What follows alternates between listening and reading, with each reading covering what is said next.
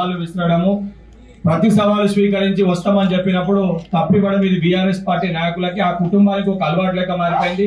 ఇప్పుడు హరీష్ రావు అయితేనేమి గతంలో డ్రగ్స్ ఛాలెంజ్ గురించి కేటీఆర్ కి సవాల్ విసుడితే కూడా తను కూడా అదే రకంగా జారుకుంటూ ఈ రోజు మా లక్ష్మణ్ కూడా హరీష్ రావుకి సవాల్ విసుడితే ఏదైతే సంబంధించి ఇతరుల భుజాల పైన పెట్టి కాల్చే విధంగా వాళ్ళని సవాల్ స్వీకరించడం అని చెప్పి పంపుతుండ్రు.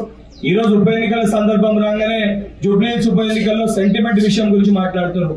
పీజీఆర్ గారు చనిపోయినప్పుడు, వెంకటరెడ్డి గారు చనిపోయినప్పుడు, ఏదైతే సంబంధించి గతంలో కాంగ్రెస్ పార్టీ ఎమ్మెల్యేలు చనిపోయినప్పుడు ఈ సంస్కృతిని మార్చి ఎమ్మెల్యే చనిపోతే కూడా పోటీని పెట్టి నిర్దాక్షిణ్యంగా మీ మొత్తం బలాన్ని వాడి ఆ రోజు ఆ కుటుంబాన్ని ఇబ్బంది పెట్టిన ఆ పరిస్థితుల్ని క్రియేట్ చేసింది తెలంగాణ రాష్ట్రంలో కల్వకుంట్ల కుటుంబం, KCR, BRS party, TRS party. ఈ రోజు సిగ్గుశరం లేకుండా ఈ రోజు కాంగ్రెస్ పార్టీ కేబినెట్ గురించి మాట్లాడుతుండు. హరీష్ రావు స్వయాన మీ కుటుంబంలో మీ కుటుంబ సభ్యురాలు ఈ రోజు మీ పైన ఆరోపణలు చేసింది, మీరు దోచుకున్నారని చెప్పి చెప్పింది. మీ కుటుంబంలో మీ యొక్క ప్రభుత్వంలో ఉన్న ఎమ్మెల్సీ, గతంలో ఎంపీగా పనిచేసిన వ్యక్తి ఈ రోజు మీరు దొంగలు, మీరు దయ్యాలు అని చెప్పి సంబోధిస్తుంది.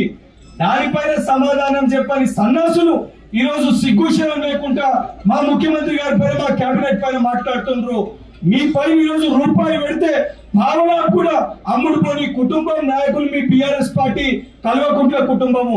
ఇప్పటికన్నా సిగ్గు తెచ్చుకొని మీరు వాస్తవాలు మాట్లాడకపోతే రేపు పోయిన ఇదే తెలంగాణ ప్రజలు మిమ్మల్ని రోడ్ల పైన మీ గుడ్డ విడిచి కొట్టే పరిస్థితి ఏర్పడుతుంది. హరీష్ రావు మాట్లాడే ముందు విజ్ఞతతోటి గతంలో మంత్రి లెక్క పనిచేసినావు, సుదీర్ఘంగా ఎమ్మెల్యేగా పనిచేసినావు, సోయుండి ఏం మాట్లాడుతున్నాము, ఆ కుర్చీకి ఆ కేబినెట్ కి కనీసం హుందాగా వివరించి మాట్లాడకపోతే, ఆ నైతిక విలువల్ని పాటించకుండా నువ్వు మాట్లాడితే నీ భాగవతాలు, నీ లీలలు, మీ యొక్క కుటుంబ సభ్యుల వాస్తవాలన్నీ కూడా మీ కుటుంబ సభ్యులు ఏ రకంగా బయట పెట్టిందో అవన్నింటిపైన త్వరలో అన్నిటిపైన కూడా ఎంక్వైరీ అవుతుంది. మీ భాగవతాలన్నీ కూడా తెలంగాణ రాష్ట్ర ప్రజల ముందు బయటపడతాయి. తప్పనిసరిగా ప్రజలు మిమ్మల్ని రాళ్లతోటి కొట్టే రోజులు కూడా త్వరలోనే వస్తాయని చెప్పి ఏదైతే హరీష్ రావుని టీఆర్ఎస్ పార్టీ నాయకులను హెచ్చరిస్తున్నాను.